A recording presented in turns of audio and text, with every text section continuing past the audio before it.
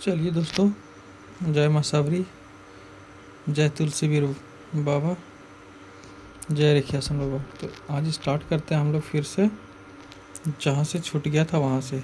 भारत में भूइयाँ आदिम जाति का उद्भव एवं विकास का इतिहास, डॉक्टर राम स्वरूप प्रसाद मंडल जी द्वारा जो लिखा हुआ है वो पुस्तक का। तो हम लोग ने कहाँ तक क्लियर किया था?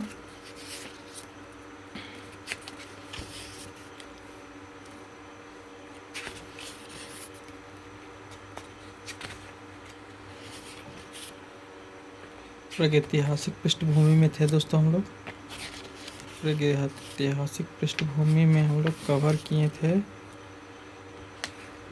पेंजे का विभाजन हो गया था। प्लीस्टोसिन हिमकाल भी हो गया था।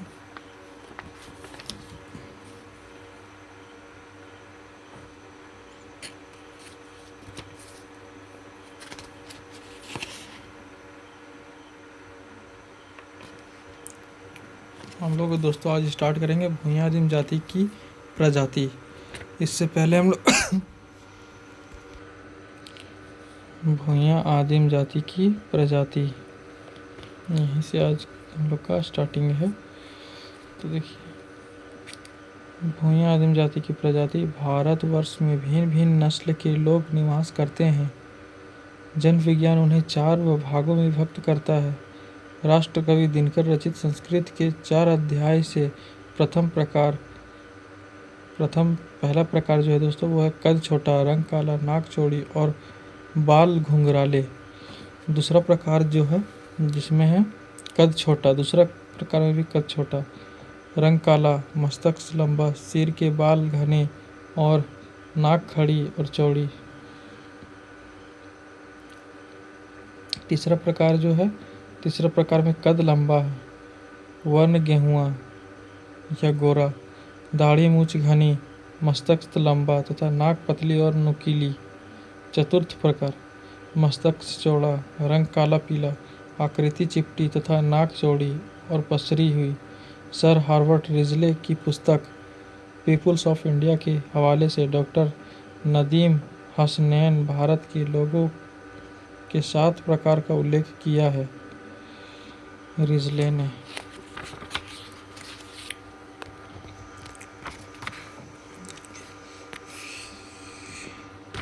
सात प्रकार के उल्लेख किया है। वहीं D.N. मजूमदार एवं T.N. मदन ने भी ऐसा ही उल्लेख किया है। सामाजिक मानव शास्त्र परिचय में कहा गया है कि भारतीय जनता के प्रजातीय वर्गीकरण संबंधित अंतिम अध्ययन हटन, गुहा और मजूमदार के हैं। गुहा ने भारतीय जनता को 6 मुख्य एवं 9 उपप्रजाति प्रकारों में बांटा। ये निम्न है: निग्रिटो, प्रोटो ऑस्ट्रोलॉइड, मंगोलॉइड। 3 भाग। मंगोलॉइड के अंदर आता है दोस्तों का में पेलियो मंगोलॉइड, लंबे सिर वाले और चौड़े सिर वाले, और खा में आता है टिबेटो मंगोलॉइड। दोस्तों इसका डीप में जाने से ही पता चलेगा, अभी तो हम नहीं बता सकते हैं, अभी तो केवल ऊपर से पढ़ रहे हैं। जब डीप में जाएंगे उस समय हम ज़रूर बताएंगे टिबेटो मंगोलॉइड क्या होता है। इसके बाद है मेडिटेरेनियन, मतलब भूमध्य सागरीय, ओरिएंटल, पैलियो मेडिटेरेनियन,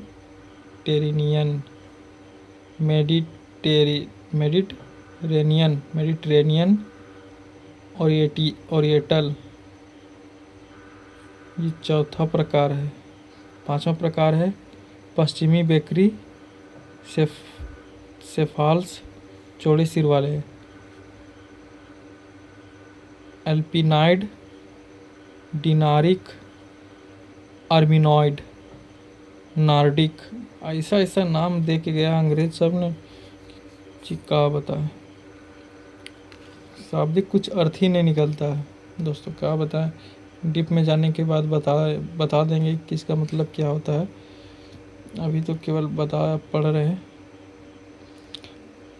नार्डिक छठा प्रकार, सातवां प्रकार तो नहीं अभी दिया हुआ है इसमें, 6 तक है, आगे देखते हैं मिलता है तो।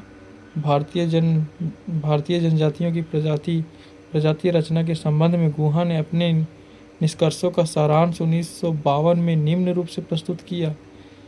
पहला, दक्षिण भारत के कादर इलाका और पनियान अपने घुंघराले बालों के कारण निश्चितता निग्रिटो तत्व का प्रतिनिधित्व करते हैं।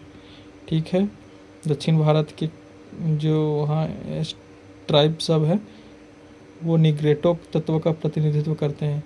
भारत के मध्य क्षेत्र की जनजातियाँ प्रोटोस्टोलाइड प्रजाति के सदस्य हैं।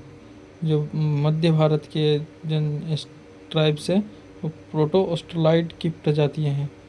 उत्तर पूर्व भारत के चौड़े सिर वाले मंगोलॉइड में चेहरे एवं आँख संबंधित कुछ विशिष्ट लक्षण पाए गए हैं। मतलब उत्तर पूर्व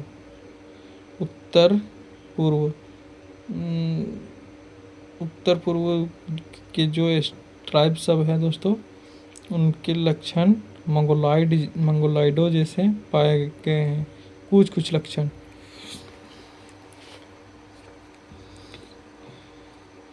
मध्यम कद, ऊंचे सिर और मंझले नाक वाले किंचित भिन्न प्रकार के मंगोलाइड ब्रह्मपुत्र घाटी क्षेत्र में रहते पाए गए हैं। आगे दोस्तों, नेतृत्व शास्त्रीय निष्कर्ष है कि मध्य भारत की जनजातियां प्रोटोस्टोलाइड प्रजाति के सदस्य हैं। The tribe and caste of Bengal में उल्लेख है कि मध्य भारत में निवास करने वाली जनजाति को आर्यों ने भूया नाम दिया था। एक बार रिपीट करते हैं दोस्तों इसको। नेतृत्व शास्त्रीय निष्कर्ष है कि मध्य भारत की जनजातियां प्रोटोस्टोलाइड प्रजाति के सदस्य हैं। The tribe and caste of Bengal में उल्लेख है कि मध्य भारत में निवास करने वाली जनजातियों को आर्यों ने भूया नाम दिया। देखिए दोस्तों, मतलब भूया कास्ट अभी तक मान सकते हैं कि जो भूया कास्ट जनजाति है, भूया जनजाति जो है वो प्रोटोस्टोलाइड के हैं। एक अनुमान यह भी है कि मध्य भारत की कुछ जनजातियां कबीले आर्य पूर्व भूया संज्ञा धारण करती थी। इस अनुमान को इस बात से भी बल मिलता है कि भूया शब्द मूलतः जनजातीय शब्द भाषा का है। जो भी हो, इतना तो स्पष्ट होता है कि मध्य भारत में निवास करने वाली जनजातियों में एक भूया संज्ञाधारी जनजाति भी निवास करती थी, जिसे नृत्वशास्त्रियों ने उन्हें प्रोटोस्टोलाइड प्रजाति के अंतर्गत रखा। मध्यवर्ती भारत में नर्मदा घाटी को पूर्व प्राचीनकालीन मानव का निवास स्थान माना गया है। जनजातीय जनसंख्या की दृष्टि से यह भूभाग प्रथम स्थान रखता है। जनजातीय जनसंख्या की दृष्टि से यह भूभाग प्रथम स्थान रखता है। उपलब्ध सूचनाओं के आधार पर एकमात्र विश्वस्त निष्कर्ष यही निकाला जा सकता है कि प्रोटोस्टोलाइड ही भारत के प्राचीनतम ज्ञात निवासी थे। मतलब भारत के सबसे पुराने निवासी के बारे में अगर पता लगाना है तो प्रोटोस्टोलाइड से ही निकलता है। भारत के सबसे पुराने नागरिक प्रोटोस्टोलाइड से ही थे और इसी से भूया कास्ट का भी कनेक्शन है। तो रेमिला थापर का स्पष्ट कथन है कि प्रोटोस्टोलाइड भारत की जनसंख्या के आधारभूत अंग थे और उनकी बोली में ऑस्ट्रिक भाषा समूह की प्रधानता थी, जिसका एक नमूना कुछ आदिम कबीले की मुंडा बोली में आज तक उपलब्ध है। उपयुक्त निष्कर्षों से सिद्ध हो जाता है कि भूया आदिम जाति कथाकथित प्रोटोस्टोलाइड प्रजाति के सदस्य हैं। भूया जाति दोस्तों प्रोटोस्टोलाइड के सदस्य हैं।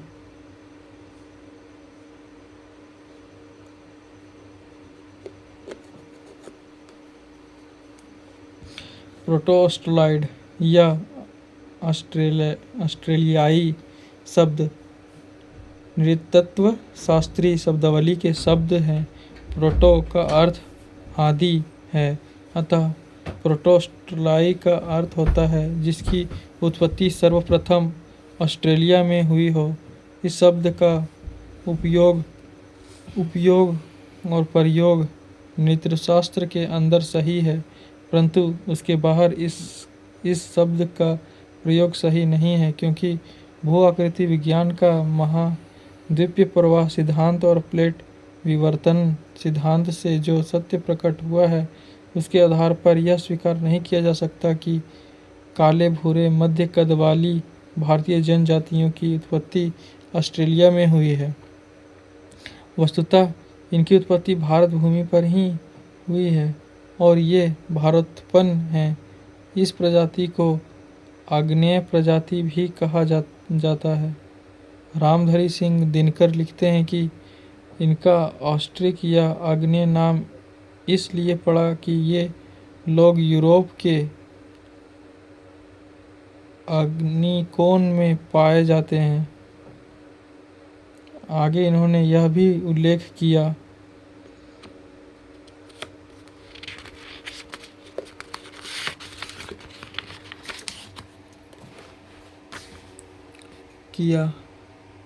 है कि केवल निवासी ही नहीं, गांवों के पास रहने वाली अनेक निम्न जातियों के लोगों का जो अत्यंत विशाल समुदाय है, जैसे डोम, भूइयाँ, मूसर आदि, वह आग्नेय भंडार से आया है।